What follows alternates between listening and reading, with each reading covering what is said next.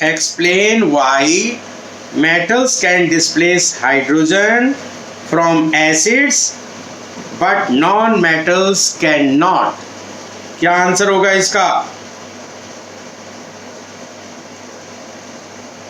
Sir metals जो होते हैं वो हाइड्रोजन से ज़्यादा रिएक्टिव होते हैं और उसे डिस्प्लेस कर पाते हैं, और लेकिन जो नॉन मेटल्स होते हैं उनकी जो रिएक्टिविटी होती है वो हाइड्रोजन से कम होती है, इसलिए उसे देखो आपने कहा कि हाइड्रोजन से ज़्यादा एक्टिव होते हैं मेटल्स। हाइड्रोजन के नीचे भी तो कॉपर, सिल्वर, प्लेटिनियम रखे हुए हैं, तो भी तो मेटल है। तो इस तरह से ये आंसर तो नहीं बन पाएगा। Metals can displace hydrogen gas from the acids because metals are electron donor, क्योंकि मेटल्स इलेक्ट्रॉन दे सकते हैं। Therefore it acts as reducing agent। तो इलेक्ट्रॉन डोनर है तो reducing agent and supply necessary electrons to hydrogen. और जब electron मिल जाता है हाइड्रोजन आयन को, से बताना, आपकी आवाज पता नहीं बीच में मेरे पास आ नहीं रही थी। Metals can displace hydrogen gas from acids because metals are electron donor. Therefore it acts as reducing agents and supply necessary electrons to hydrogen ion to give the hydrogen gas। समझ में आई बात? metals इलेक्ट्रॉन देते हैं, donor का मतलब देने वाले, electron देते हैं, और ये इलेक्ट्रॉन हाइड्रोजन का जो पॉजिटिव आयन है उनको मिल जाता है तो वो हाइड्रोजन गैस बना देते हैं। इसलिए मेटल्स कैन डिस्प्लेस हाइड्रोजन।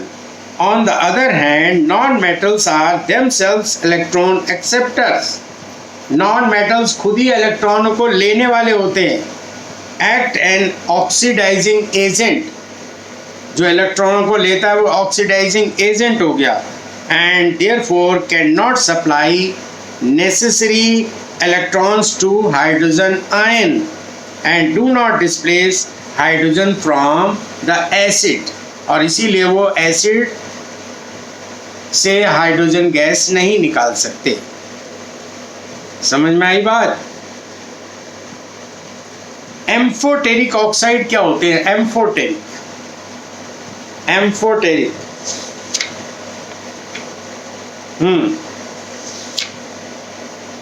अरे अब तो फटाफट याद होने चाहिए तुम्हें सब क्वेश्चन। एम्फोटेरिक जो दोनों बेसिक दोनों ऑक्साइड्स फॉर्म करते हैं। यस, जैसे जिंक और एल्युमिनियम है, उनके ऑक्साइड एम्फोटेरिक कहलाते हैं because they can react with both acid and base. अब आप बताइए मुझे, will electrovalent bond formation be favoured when there is one metal having one electron in its outermost orbit and another side non-metal having 7 electrons in its outermost orbit। तो A और B दो हैं, A के outer most में 1 electron है और B के 7 है, तो क्या वो इलेक्ट्रोवैलेंट बॉन्ड बनाएंगे? Will they form electrovalent bond? A है वो 1 इलेक्ट्रॉन गिव कर देगा। Yes, A will give electron to B और कंपाउंड क्या बनेगा? कंपाउंड क्या बनेगा? AB, क्योंकि दोनों की वैलेंसी एक किस्म से हम कहें तो आउटर मोस्ट में A के भी 1 इलेक्ट्रॉन था और B के 7 थे, तो उसकी वैलेंसी भी -1 है 7 की और इसकी +1 है, हैं? अब रीजन बताइए। Sodium and potassium are stored under kerosene. Y?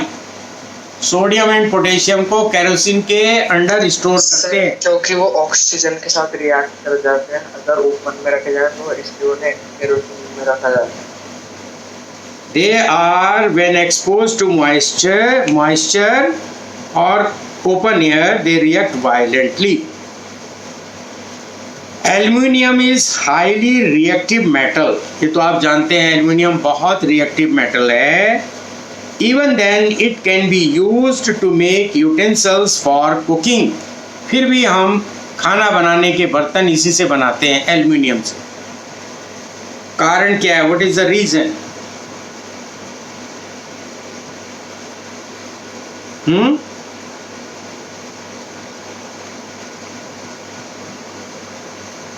Aluminium on exposure to air forms a layer of aluminium oxide. Aluminium के जितने यूटेंसिल आपके घर में हैं उनके चारों तरफ एक एल्युमिनियम ऑक्साइड की लेयर बन जाती है। एटमॉस्फेरिक ऑक्सीजन से एल्युमिनियम रिएक्ट करके एल्युमिनियम ऑक्साइड बना देता है और वो ऑक्साइड लेयर इसको फर्दर रिएक्शन से बचाती है और ये आपका लीस्ट रिएक्टिव इसीलिए होता है। और जब लीस्ट रिएक्टिव हो जाता है तो हम यूटेंसिल गर्म कर लें, ठंडा कर लें, उबाल लें इसमें सामान तो कुछ नहीं बिगड़ता। Ionic compounds in general have high melting points. Ionic compounds का मेल्टिंग पॉइंट ज़्यादा होता है। क्यों? मैंने एक क्लास में आपको पढ़ाया था कि मेल्टिंग पॉइंट और बॉइलिंग पॉइंट इनके ज़्यादा होते हैं। तो आयनिक कंपाउंड्स का हाई मेल्टिंग पॉइंट क्यों होता है? सोचिए जरा फटाफट। आराध्या?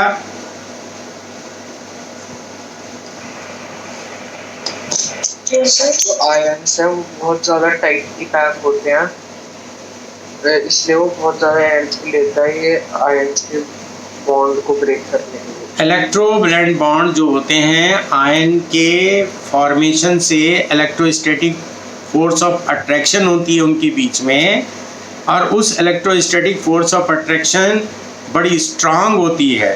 यानी ionic compounds are present in aggregate of ions and they have a strong force of attraction between them, और इसीलिए वो क्या होते हैं? इसीलिए वो क्या होते हैं? हाई मेल्टिंग और हाई बॉइलिंग पॉइंट्स होते हैं उनके बीच में। अब आप बताइए मुझे, ओर क्या होती है? ओर, मिनरल और ओर दो वर्ड है, मिनरल एंड ओर। इन दोनों को थोड़ा सा क्लियरिफाई कर दो, मिनरल और ओर। Sir, minerals are those elements which are found in the earth crust naturally. हाँ, थोड़ा क्लियर नहीं है। जया आप बताएंगे?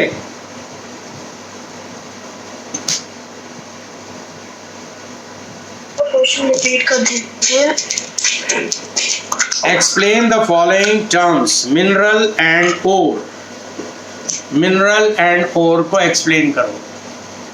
सर, और वो होते हैं जो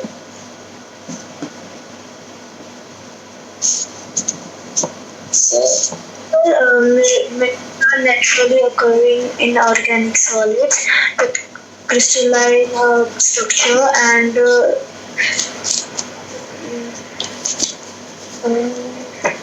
देखो अभी तो 2 दिन पहले ही पढ़ाया था आपको। Even then you are forgetting it. Mineral is a naturally occurring inorganic solid that has a definite composition and definite structure which contain metal compounds. Nature में मेटल कंपाउंड्स जो भी पाए जाते हैं उनको मिनरल बोलते हैं। कैल्शियम कार्बोनेट है, जिंक सल्फाइड है, कॉपरिक क्यूप्रिक ऑक्साइड है, क्यूप्रिक क्लोराइड है, क्यूप्रिक सल्फाइड है, ये सब ओर है। सिनाबार है आपका, ये सब ओर नहीं सॉरी मिनरल है।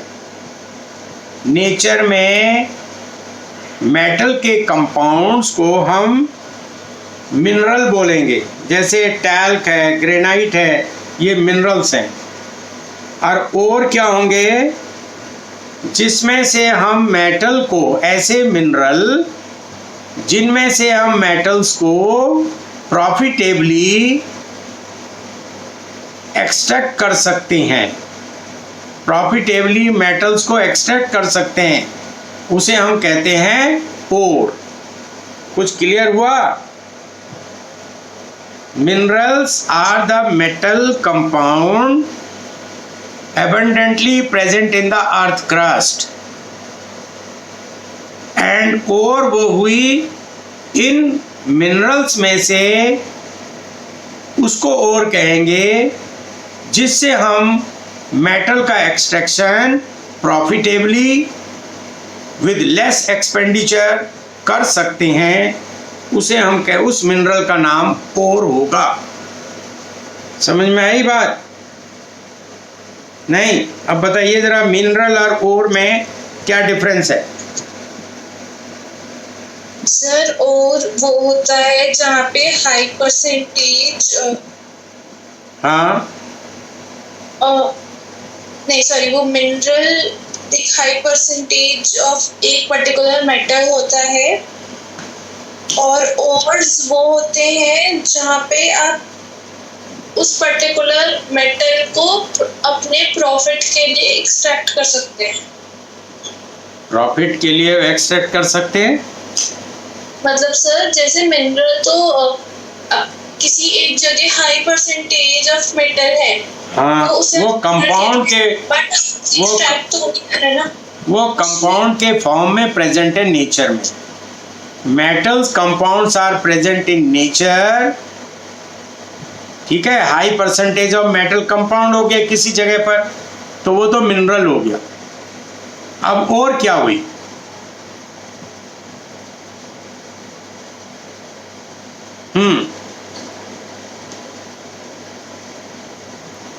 ऐसे मिनरल जिनमें से हम मेटल्स को प्रॉफिटेबली एक्सट्रैक्ट कर सकते हैं, आसानी